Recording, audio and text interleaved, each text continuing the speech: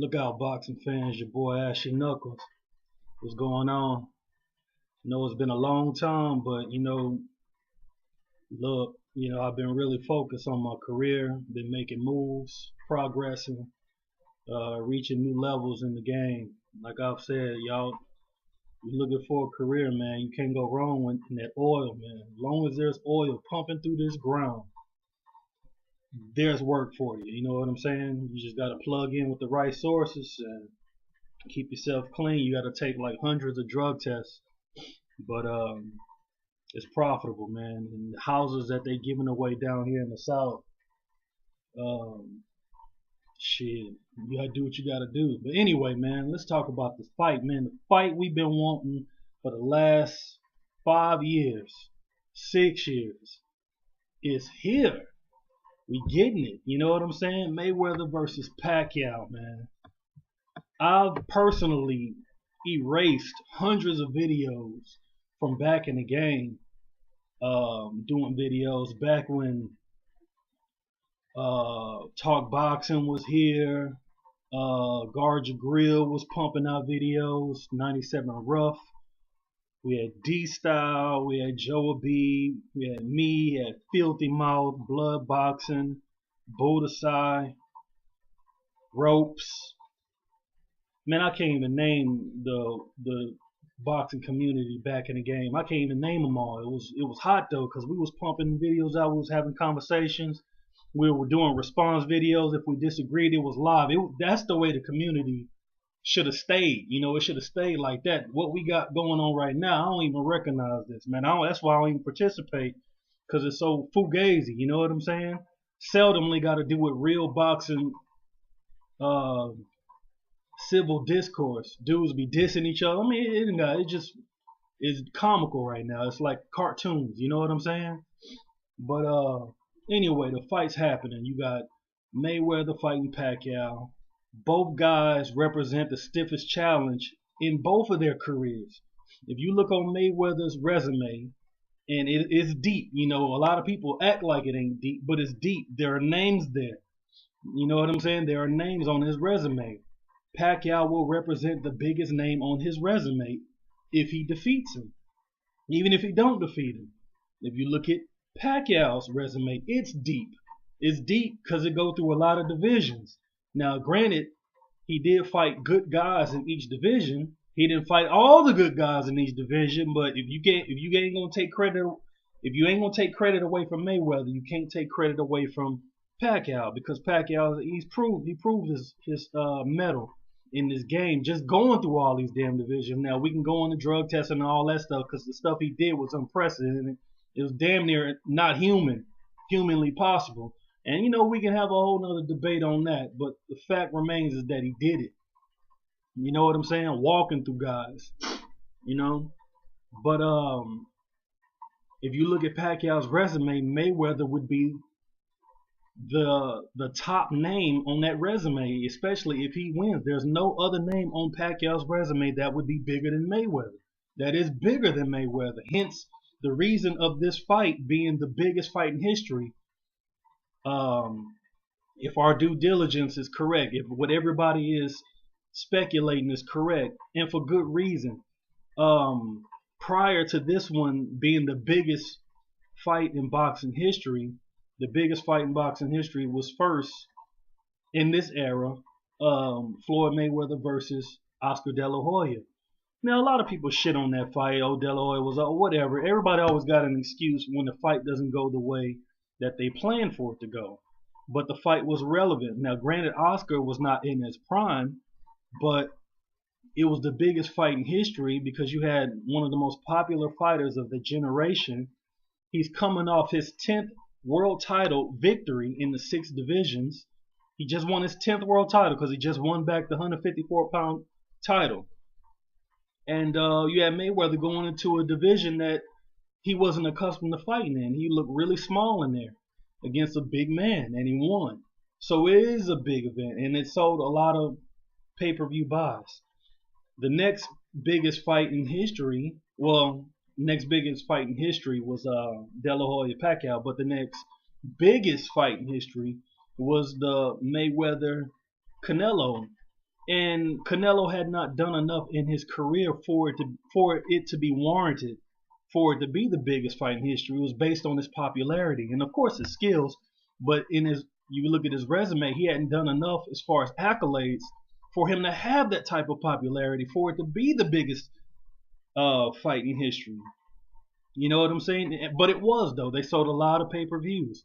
You know, he's very, very popular. And of course, Mayweather is on another planet as far as popularity. Whether you hate him or love him, if you pay for the fight, you're a fan. If you pay for a ticket or a flight or a hotel, you're a fan. Whether you hate him or love him, if you pay for all that just to boo him, you're still a Mayweather fan because you spent your money. That's the way the business side works. That's why he's been pumping his heel character and his work hook, line, and sinker, even though the media portrayed it years ago to not work.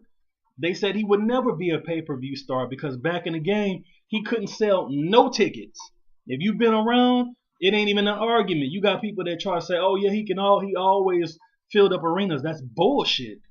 There was a time Mayweather couldn't sell not one ticket for his fights. And that's why they thought he would never be a pay-per-view star. That's why Bob Arum willingly let Mayweather buy out his contract with Top Rank, because he don't know how to that's another argument.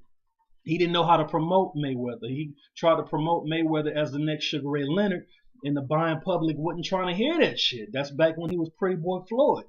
But Mayweather knew that according to his skill level, which was so much better than everybody else, that he should be having pictures on billboards and stuff. Basically, he wanted to be promoted the way they promoted Oscar De La Hoya.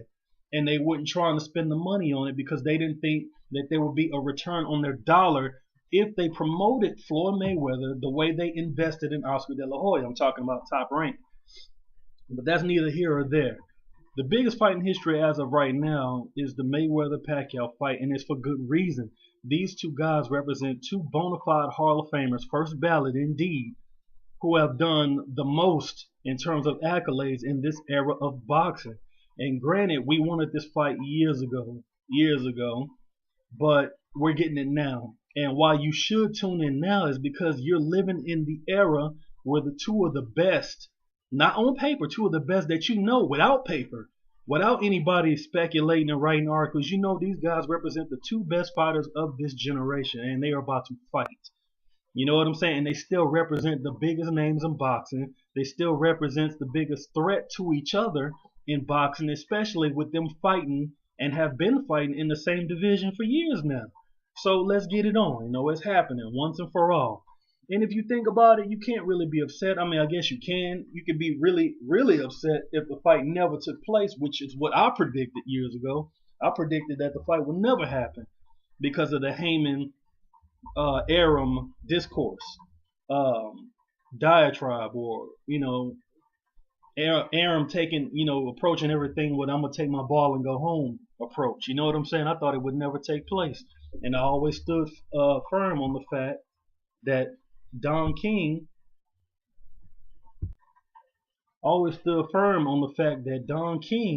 would have made the fight, regardless if he ever disagreed with Arum. They didn't like each other no way, but they made one of the biggest fights in history anyway, which was the De La Hoya Trinidad fight. So one thing I give Don King, even though he's not a major player right now in this game, and that goes back to another video I said, where you have to have more than just money to be a major player in this game. Because Don, he got money, but he's been basically frozen out of the promotional picture, But don't count him out, because if you look at his life, he wasn't even supposed to be who he is right now, based on statistics and what he did prior to being a promoter. He wasn't supposed to make it, in other words.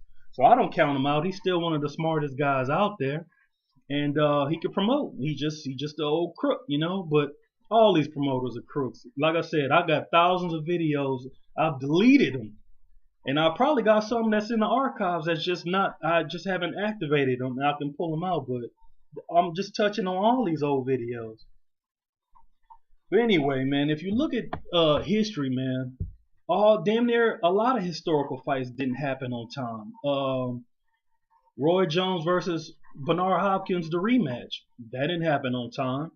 Leonard versus Hagler, that did not happen on time. Hagler been deserved to fight Leonard, and Leonard kept retiring. And the thing about it is, Hagler had just had a fight with John the Beast Mugabe. Hagler won. It was a great fight, but Mugabe came to fight and he put it on Hagler. You know, they both was really damaged after their fight. In fact, Hagler was contemplating retirement. And then Leonard fought him, but at the same time, Leonard was coming off a hiatus. He wasn't in the ring. He was basically retired, coming back to fight the biggest fight in history at that time, you know. And but the fight didn't happen on time, but it's still a historical fight. It has merit. It has a lot of things. You know, it's still mentioned as one of the great fights of in boxing history. You got Leonard versus Hearns. How late was that rematch? Hell, they didn't even rematch it the same way. They were like several divisions higher when they saw each other again. Lennox Lewis versus Mike Tyson. That didn't happen on time. That should have happened years before it actually took place. Joe Calzaghe versus Roy Jones. That didn't happen on time. You know, it's a lot. I could go through hundreds of these fights that did not happen on time, but they still represent big fights at the time from which they take place. So let's, you know, not look at that aspect of its born on date being too late. It's not too late. It's boxing. You know what I'm saying? And let's celebrate for the fact that everything we did to put pressure on these guys to finally face each other, it worked. We didn't do this for naught. You know what I'm saying? We did it for a reason, and it's coming to fruition. It's happening. And man, the ticket prices for this thing is gonna be just bonkers, man. If you're not a baller, you ain't going. I'm just letting you know right now. I don't give a damn if you book a hotel or anything like that. If you're not balling, you ain't going. You know what I'm saying? And only top-notch media is gonna get credentials for this fight. It's probably gonna be just television crews. I don't know if a lot of these internet websites are gonna get the credentials for this fight. I'm sure the press section is not gonna be as deep as it's been in the past, because I'm sure they're gonna try to maximize every possible location in the arena for seats, for tickets to be sold. And press guys, they don't have to, you know, you don't have to pay anything when you get credential passes to go to these fights. So I just really think it's going to be really different in terms of how they're going to give out the credentials, you know, how they're going to approve credentials.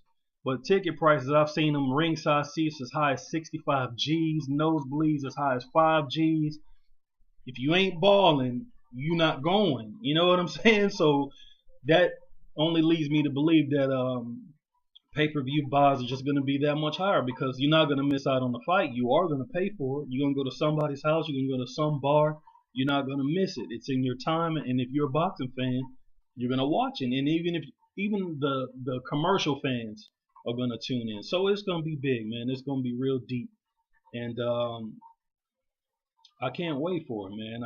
Maybe I'll do a breakdown later. It's still up in the air with me as to, in terms of who I think will win. I think Mayweather is vulnerable. I know a lot of you probably don't agree with that assessment, but I don't require you to agree with me for me to make that assessment and believe in it with certitude. You feel me? But in his last two fights, I don't see the Mayweather that I've watched since the Robert Apodoko days, since the Justin Juco days. You know, since the Carlos Hernandez days. You know, I don't see that Mayweather. I still see a very formidable and a very skilled fighter, but I also see an aged fighter whose skills are not as good as they once were. I don't care what nobody say. I know what my eyes see. My eyes have been trained. You know what I'm saying? He's holding in fights now. You know what I'm saying? You're able to hit him now. You may not be able to hit him repeatedly, and you may not be able to hit him flush a lot of times, but you can actually get to him. You know what I'm saying? And Pacquiao has the speed to get to him. I'm not gonna use the old awkward, the southpaw shtick, because goddamn, how many southpaws he gotta beat the shit out of for y'all to see that you don't have to be a southpaw to give him trouble. Maidana gave him trouble. He's not a southpaw. De La Hoya gave him some trouble early in their fight. He's not a southpaw. Jose Luis Castillo gave him some trouble in their first fight. He's not a southpaw. You know what I'm saying? I know y'all, you know, everybody tries to find a way to decipher the Mayweather code, but being southpaw is not it. Throw that out. Look at the other intangibles. You know what I'm saying? Like being a pressure fighter. You know what I'm saying? Closing the distance on him, keeping the fight in close quarters, doing the things that make Mayweather uncomfortable, and being a southpaw just not it. You know what I'm saying? Throw that shit out. That shit is stupid. He can fight southpaws. He's proven that he can fight southpaws. I mean, he beating the shit out of them. You know what I'm saying? So anyway, shit. Fucking Guerrero's a southpaw. Ortiz is a southpaw. Chop Chop's a southpaw. Zab's a southpaw. Sharmba Mitchell's a southpaw. I mean, I can go on and on back to the lightweight days. Yeah, I mean the super lightweight days. You know, I mean the junior lightweight days. Throw that out.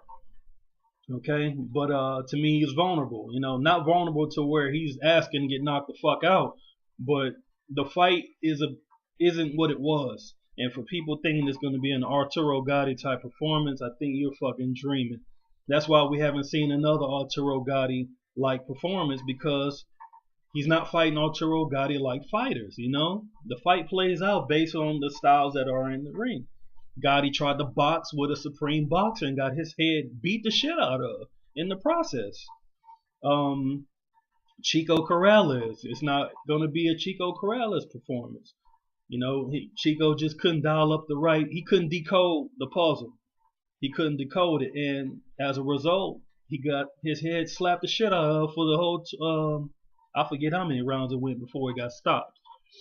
Rest in peace to that true warrior, Chico Corrales. But I'm gonna leave it right here, and I'm gonna do another video, and I'm gonna get back with y'all, man. I'm trying to keep up with everybody's shit. It's good to hear from you guys. I don't get to plug in, you know, to the community often. I have to be on the internet though, because of my line of work. You know what I'm saying? I'm on a whole nother level in my field. I'm an American Petroleum Institute certified inspector, and it's only greater from here. You know what I'm saying? But I'm gonna get back with y'all, man. It's your boy Ash. Holla back.